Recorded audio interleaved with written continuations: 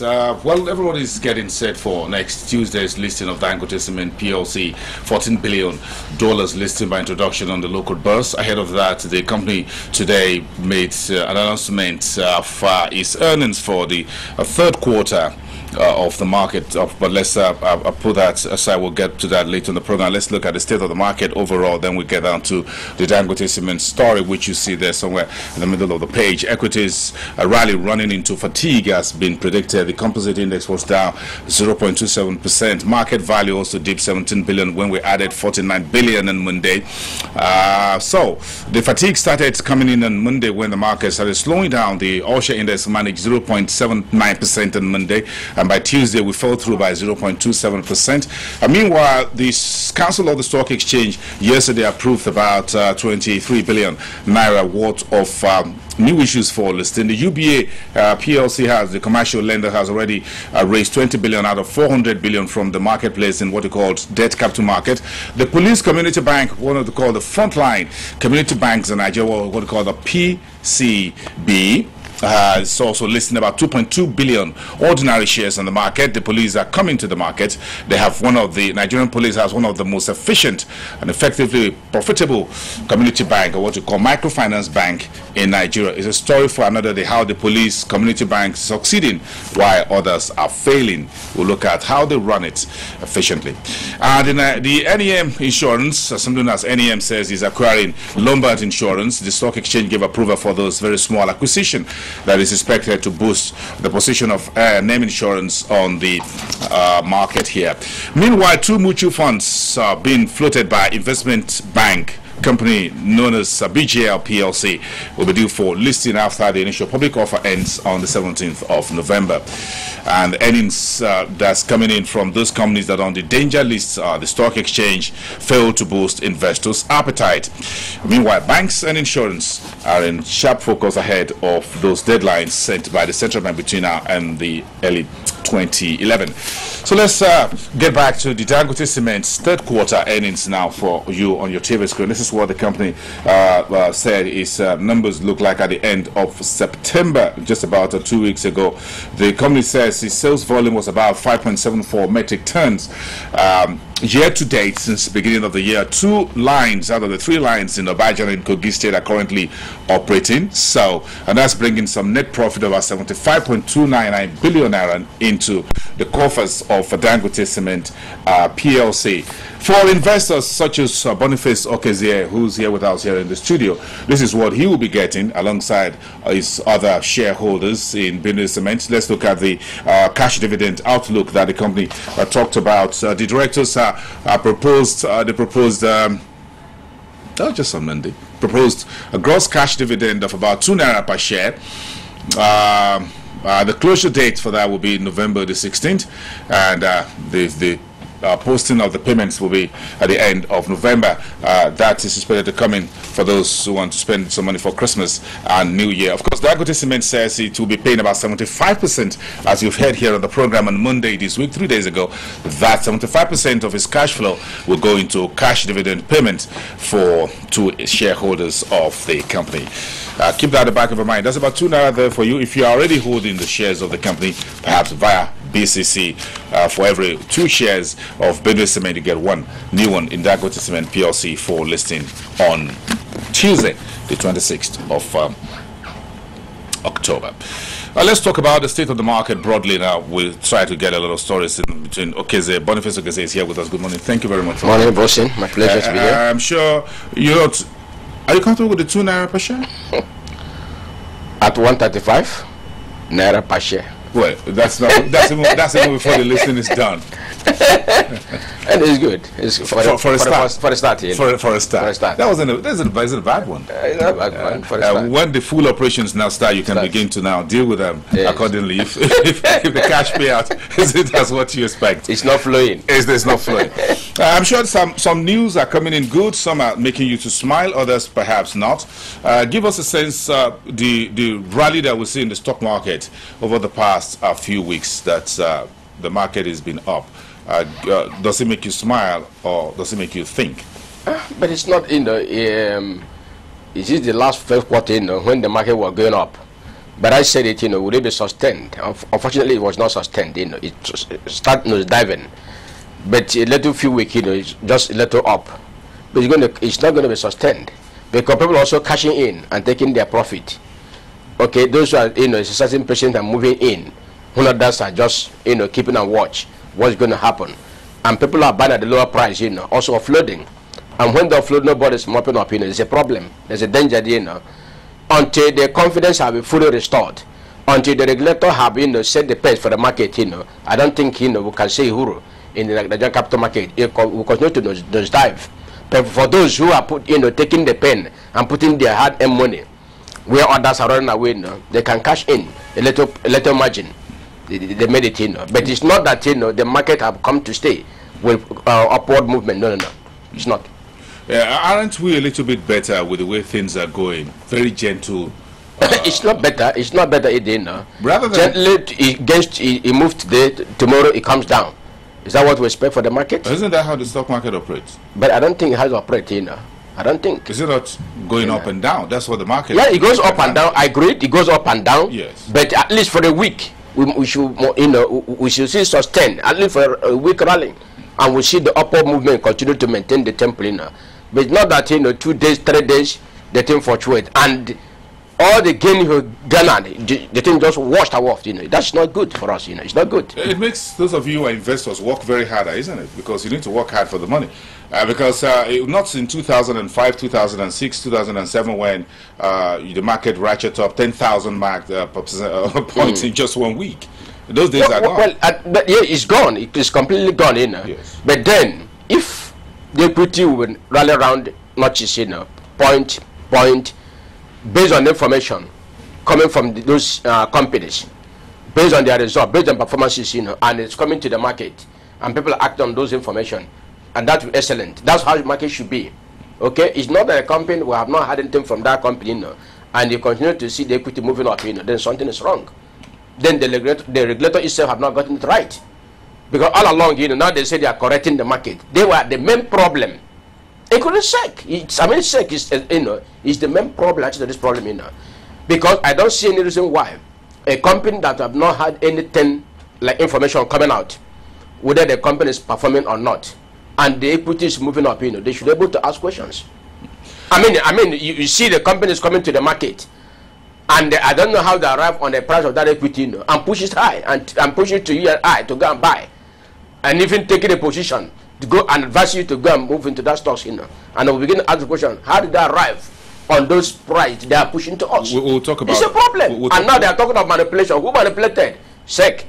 We'll talk about that in because they were involved in all the whole mess. Let's start from the banks, where everybody seemed to agree that this rally is coming from investors' point of view. There were a lot of news, as it were, and expectations of what the central bank would do with the banking sector and everything. So everybody see the price of even those rescued banks moving up very strongly. But they're not moving up expected. If how much Union Bank trading today, about less than 4 naira, or 3 naira.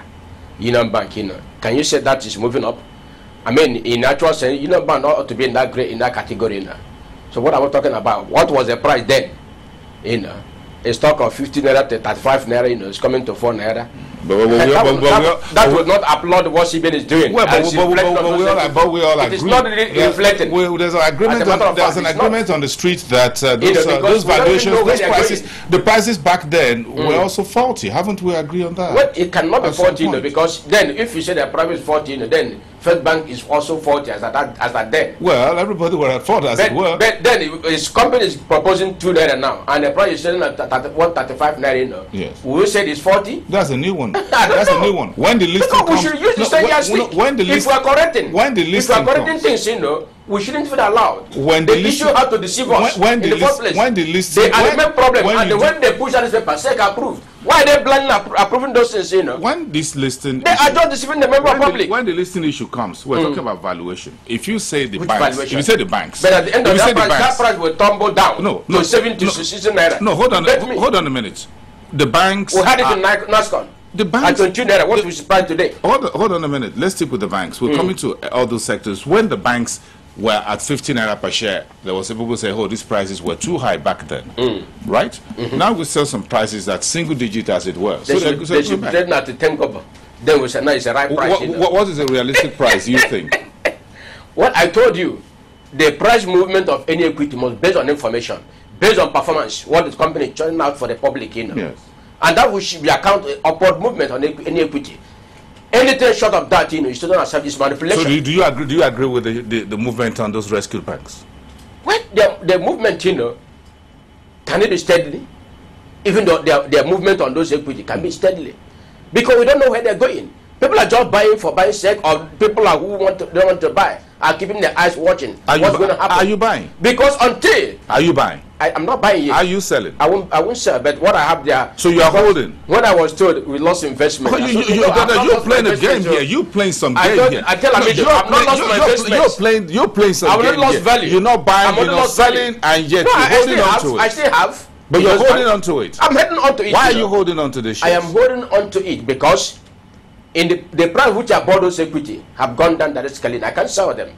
If I'm saying I'm going to accumulate more losses, dividend is not coming for me, bonus is not coming, and these are things that made you to invest, and those things are not coming. So what must I sell at a loss? Compounding my problem at the end of the day. So I have to wait because I'm a long-term investor, and like other people like mine. So they are burdened for a long to wait because I know one day if things are put right, those banks will come back. But unfortunately, the regulator are the problem. The way they are going, I don't see even a rosy future for those companies. So why are you still holding? Why are you holding this share? Because when you are saying that, why don't you just let go? No, I can't. Then you go home and sleep. I can't let go. As long as those banks have not been, liquidated out of existence, we can't see them anymore. You're going to hold on to them. I will hold on to them because I know one day, even somebody who's there today cannot be there tomorrow. Maybe when another Joshua come, because after Moses, Joshua will come. Maybe the equity will see the light at the end of the day now. But because Joshua, because Joshua was not even the last one. There's someone else after Joshua as well. Because soldier go, soldier come. That's brother saying. I think you know that. Soldier go, soldier come. So the king will not perpetuate himself forever. So David will come to the throne, and when it comes, things will begin to move along the line. You begin to look at those companies and give room for them to survive. Okay, well, let's talk about those who have less problem with their survivals. Tomorrow is the extraordinary general meeting to divest of what GT Bank says is going to take off those shares. They are complying with the directive given to them. They are obeying their masters, who is... any idea how much those subsidiaries of GT Bank would go for? Do they tell Nobody knows. It's not stated there. In the GT Assurance, they want to divest. It's a quoted company listed on its own at the floor. GT Assurance, Then their mortgage, which is not listed. So they may collapse those ones. They are collapsing those ones into the bank, The registrar, they were silent on it, which I'm going to ask question tomorrow. Because you now told us what's going to happen on the mortgage, which will now be collapsing the bank, On the register, they were silent. Is he going to reverse back? Those days, we used to have registrar department in the company secretary's office, which supervise the company secretary. Maybe they're going to reverse to that, Okay, after having registered with SEC, and the same said I collected the money, registered with them, ask them to have 50 million, 500 million, become a limited liability company. Also now have compromise. So I don't know what's going to happen. The workforce, the infrastructure, those people have put in place. What will happen to it? Are those the questions? Are those the questions you'll be asking tomorrow? No, I shouldn't ask them. I'm asking the regulators. What happened to those things? It is not the bank. It is the regulator. They're asking them. What happened to registrars? What happened to the workforce? Because that's another problem you're going to create at the end of the day. Because by the time they wind up shop, they will relieve the workers. We send home packing, and we are compounding the problem of employment in the society, in the country. Then you are now increasing the rate of armed robbery or kidnapping. How do we solve those problems? Because the register today, if it goes there, most of them have at least 200-300 staff workforce in each register, or 50 or 100. That's sovereign employment, which government is not providing job. And the company have given this job to Nigerians, and they want them to close shop. How do we survive? How do they contribute? Because at the end of the day, they pay tax to the government, the registrars. They make profit. They're contributing to the growth. Because at the end of the day, we find that GTB is paying high dividend. But when you let up go those subsidiaries, where are they going to make the money? Because banking today, if you rely on banking alone, we cannot be able to pay good dividend that commensurate with the rating of the equity. You know. That means we are going to see the likes of GTB private equity going down if they are not paying high dividend. Because by the time the subsidiary is contributing to their own quota, they are able to pay high dividend to their stakeholders. And they want to take all those bills from them. That they are dismantling financial banking. What's wrong for them to be having those companies? But all you need to do if you want to strengthen those companies, that the banks should have less interference on day-to-day on those things, you know. You say fine. Those inside the directors of the bank should not hold any directorship on those companies. Bring people aside and make them to a quota that they change. So we'll have increase of companies at the floor to change. That was CBN should have been able to chart out those advice. But one of the good things is that at least UBA has just announced it's going to list its holding company. Yes. A holding company. Yes. Yeah, because the UBA has an array of subsidiaries, compared with maybe GTB other 3 or 4 subsidiaries. Okay, they come for a holding company. But GT is comply because they talk of corporate governance. I think the front are implementing that. They don't want to get today penalized by CBN. So GTB, if they file for GT Assurance, it's already a quoted listed company. Traded at the floor. What they now that if they have 50% holding, they say okay, we sold that 50% off. That's no harm. So the other mortgage is collapsing with their no harm. So it's there. So just to sell those as the shares you are holding there and pay the shareholders of GTB maybe a special dividend, as was in case of V-Mobile when First Bank invested there. So when they sold, they paid dividend, special dividend to the shareholders. So what they do now, they are not going to have bidding to sell, but they come flowing at the floor. They are 51% or 60%, whatever they are holding there, and sold off and bring the money and pay us. That is it. And you're going to buy? For other ones, I don't know how to. You will buy. You will buy. Well, people will buy. You will buy. I may buy if I have the money. Those who have the money will buy. But at the end of the day, I need my dividend. This UBA Holdings holding company approach that has just been announced with UBA PLC, UBA Capital, UBA Properties, and holding an international banking license. Then the bank itself becomes subsidiary. Yes. There's still going to be a meeting for you shareholders to the bank itself becomes subsidiary of the holding. Because the other way around, the banks is the group.